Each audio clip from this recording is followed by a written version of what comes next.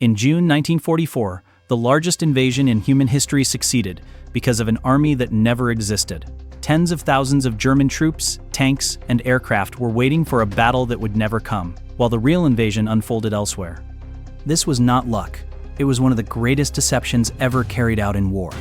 As Allied forces prepared to invade Nazi-occupied Europe, one question dominated every plan. Where would the Germans expect the attack?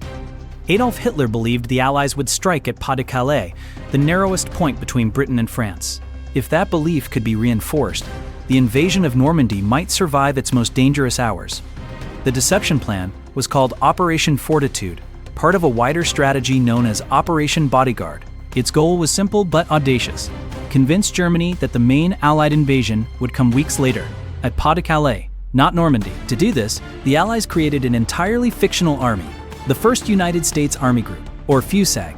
On paper, it was massive. In reality, it was made of rubber, wood, and radiostatic. The Ghost Army was supposedly commanded by General George S. Patton, one of the most aggressive and respected American generals. To German intelligence, Patton was the obvious choice to lead the main invasion. So the Allies placed him in southeastern England, directly opposite Pas-de-Calais, and let the Germans watch. Across the English countryside, Allied engineers constructed fake bases filled with inflatable tanks, wooden trucks, and dummy aircraft. From the air, they looked convincing. On the ground, fake tire tracks appeared overnight.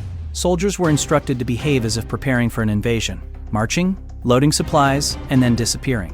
But physical deception was only half the plan. The real power of fortitude came from intelligence. Allied counterintelligence ran an extensive network of double agents, most famously Juan Pujol García, codenamed Garbo. To the Germans, Garbo was their most trusted spy in Britain. In reality, he worked for MI5. Through Garbo and others, the Allies fed Germany a steady stream of believable misinformation.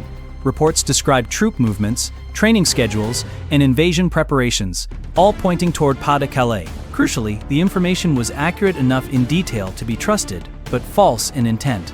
German intelligence accepted it. As June 1944 approached, the German High Command positioned its strongest defenses and armored divisions near Pas-de-Calais. Normandy was considered a secondary threat. Even Field Marshal Erwin Rommel, tasked with defending the Atlantic Wall, disagreed with some of Hitler's assumptions, but he was overruled. Then came June 6, 1944. Allied forces stormed the beaches of Normandy. As reports reached Berlin, confusion spread. Some German commanders believed this was the long-expected invasion. Others believed it was a diversion. Hitler chose the second option. Convinced that Patton's army would land at Pas-de-Calais, Hitler refused to release critical panzer divisions stationed there. They waited for orders that never came.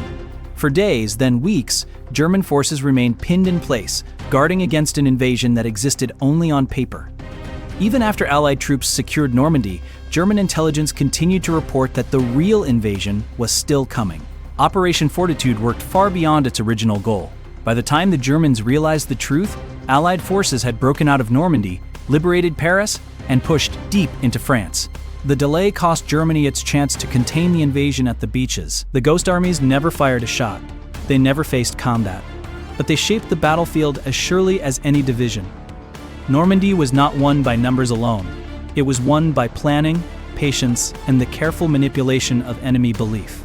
D-Day proved a timeless lesson of warfare. Sometimes the most powerful weapon is not force, but making your enemy fight a war that exists only in their mind.